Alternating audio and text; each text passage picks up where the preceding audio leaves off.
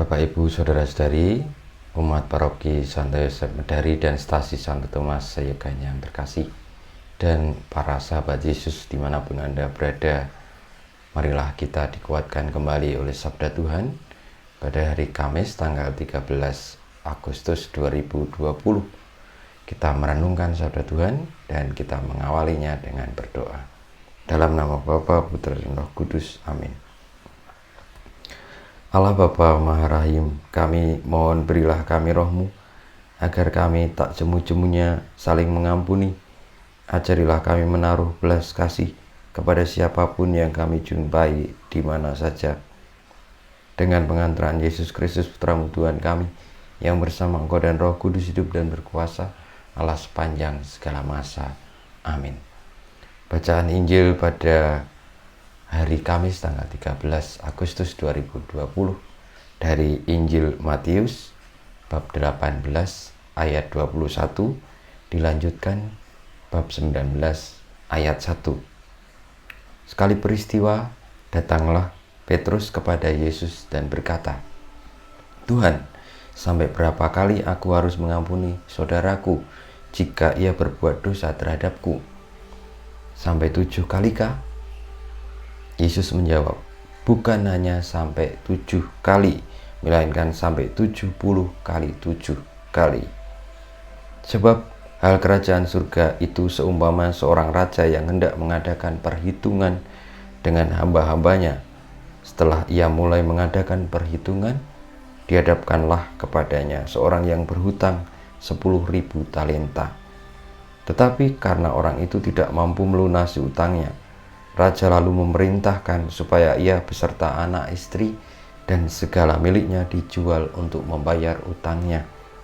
Maka bersujudlah hamba itu dan menyembah dia, katanya, 'Sabarlah dahulu, segala utangku akan kulunasi.' Tergeraklah hati raja oleh belas kasih akan hamba itu, sehingga hamba itu dibebaskannya dan hutangnya pun dihapusnya. Tetapi ketika hamba itu keluar, ia bertemu dengan seorang hamba lain yang berhutang 100 dinar kepadanya. Kawan itu segera ditangkap dan dicekik, katanya, 'Bayarlah hutangmu.' Maka sujudlah kawan itu dan meminta kepadanya, 'Sabarlah dahulu, utangku itu akan kulunasi.' Tetapi ia menolak dan menyerahkan kawannya ke dalam penjara sampai semua utangnya ia lunasi. Melihat itu, kawan-kawannya yang lain sangat sedih, lalu menyampaikan segala yang terjadi kepada tuan mereka. Kemudian raja memerintahkan memanggil orang itu dan berkata kepadanya, 'Hai hamba jahat, seluruh utangmu telah kuhapuskan oleh karena engkau memohonnya. Bukankah engkau pun harus mengasihani kawanmu seperti aku telah mengasihani engkau?' Maka marahlah tuannya dan menyerahkan dia kepada Al-Guju sampai ia melunasi seluruh utangnya. Demikian pula Bapakku di surga akan berbuat terhadapmu, jika kalian tidak mengampuni saudaramu dengan segenap hatimu." Setelah Yesus selesai dengan pengajarannya, berangkatlah ia dari Galilea dan tiba di daerah Yudea di seberang sungai Yordan. Demikianlah Injil Tuhan kita. Terpujilah Kristus. Saudara-saudaraku, para sahabat Yesus yang terkasih, kiranya sabda Tuhan yang kita dengarkan sungguh-sungguh sangat bagus, yang seringkali kita alami sendiri dalam hidup harian kita. Mungkin untuk mengatakan bahwa kita bisa mengampuni itu sesuatu hal yang mudah, yang terucap dari bibir, tetapi untuk realisasinya atau kenyataannya membutuhkan perjuangan yang tidak mudah. Apalagi seseorang yang berutang kepada kita atau yang berbuat jahat, yang melukai hati kita, mengecewakan kita, itu sungguh-sungguh sangat berat untuk diterima secara hati, secara akal budi oleh diri sendiri. Mungkin masa depan kita sudah hancur, hati kita sudah robek, dan segala macamnya yang membuat kita susah untuk mengampuni. Itu semua adalah kenyataan manusiawi. Tetapi ingatlah bahwa kita tidak hanya terdiri atau menjadi bagian dari manusia yang manusiawi, tetapi juga memiliki dimensi rohani atau diberikan iman oleh Tuhan. Dan itu yang memungkinkan kita terarah kepada Tuhan.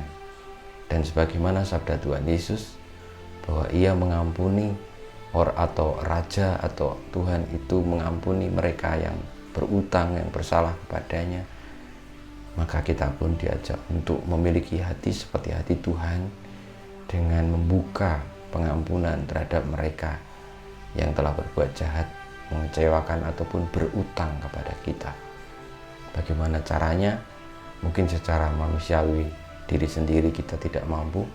Marilah kita memohon kepada Tuhan, memintanya dari hari ke hari, mendoakannya. Paling tidak, saudara-saudariku, kalau yang saya lakukan, kalau dalam hati masih susah, silakan menyebut atau mendoakan orang atau suatu hal yang menyakitkan itu. Itu kalau saya. Tapi kalau yang dilakukan oleh saudara-saudari, monggo silakan. Hanya kata Tuhan Yesus jelas bahwa kalau kita tidak mengampuni, Tuhan Allah Bapa juga melakukan hal yang sama kepada kita kalau kita tidak mengampuni. Selamat mengampuni dan memohon berkatnya selalu, sehingga kita memiliki hati seperti hati Yesus, yang bahkan ketika disalib pun Dia tetap mengampuni orang-orang yang menyalibnya. Kemuliaan kepada Bapa dan Putra dan Roh Kudus, seperti pada permulaan, sekarang, selalu, dan sepanjang segala abad. Amin. Ya Yesus, jadikanlah hati kami seperti hati-Mu. Tuhan bersamamu dan bersama rohmu. Kita semua, hidup kita, karya-karya kita, perjuangan kita untuk memiliki hati seperti hati Yesus, yang mampu mengampuni sesama, yang mampu dengan rendah hati memohon ampun, senantiasa dibimbing, dilindungi, diberkati oleh Allah yang Maha Kuasa, Bapa dan Putra dan Roh Kudus. Amin.